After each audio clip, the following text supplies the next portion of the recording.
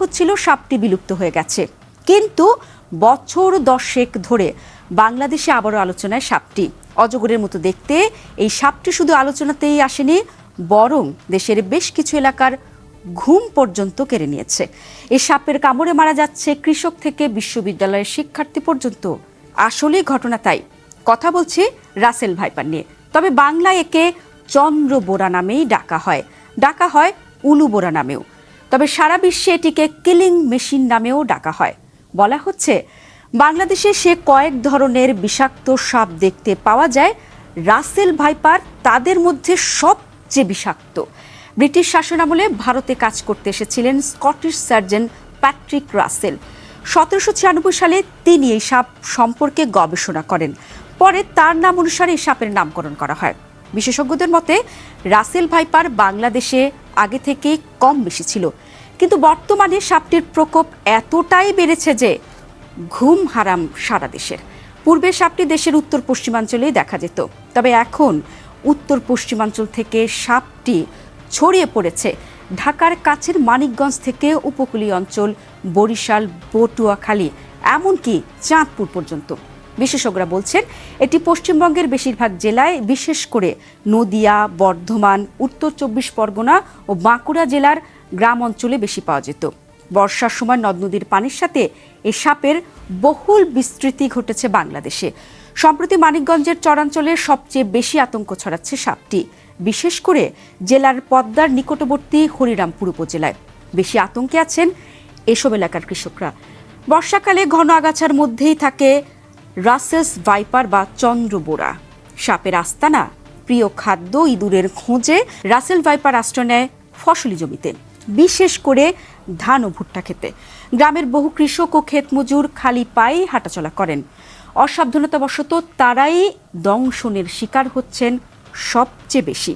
নিয়মিত দংশনের খবর পাওয়া যাচ্ছে গণমাধ্যমেও। অবস্থা এমন যে কৃষকরা মাঠে ধান কাটতে যেতে পারছেন না, শুধুমাত্র সাপটির ভয়ে। পাকা ফসল নষ্ট হচ্ছে জমিতেই। গবেষণা বলছে বাংলাদেশের 64টি জেলার মধ্যে অন্তত 25টি জেলায় রাসেল ভাইপারের উপস্থিতি রয়েছে। তাই আতঙ্কও ছড়িয়েছে ব্যাপক হারে। কতটা ভয়ঙ্কর রাসেল ভাইপার, সেই গল্পই এখন বলছি। বলা হচ্ছে বাংলাদেশের সবচেয়ে বিষধর সাপটির নাম এখন রাসেল ভাইপার। মানিকগঞ্জে গত 3 মাসে 5 জন নিহত হয়েছেন এই সাপের কামড়ে। পৃথিবীতে প্রতি বছর যত মানুষ সাপের কামড়ে মারা যায়, তার উল্লেখযোগ্য একটি অংশ মারা যায় এই রাসেল ভাইপারের কামড়ে। বলা হয়ে থাকে এদের বিষ দাঁত নাকি বিশ্বের দ্বিতীয় সর্বোচ্চ বড় দাঁতের মতো। সাধারণত সব সাপ মানুষকে এড়িয়ে চলার চেষ্টা করে, কিন্তু রাসেল ভাইপার সাপের স্বভাব ঠিক উল্টো। এরা সচরাচর পালিয়ে যায় না, নিজেদের বিপন্ন মনে করলেও আক্রমণ করে বসে।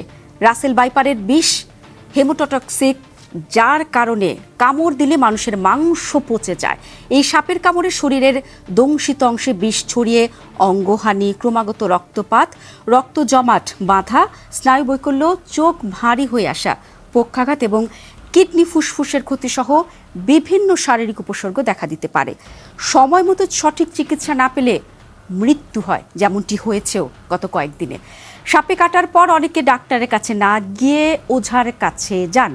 এর ফলে রোগীর বেঁচে থাকার সম্ভাবনা কিন্তু একেবারেই কমে যায়। সাবধানতা, যেসব এলাকায় এই সাপের উপস্থিতি দেখা যাচ্ছে সেসব এলাকার কৃষকদের সাবধান থাকতেই হবে। জমিতে যাওয়ার আগে অবশ্যই বুট জাতীয় জুতো পরে নিতে হবে।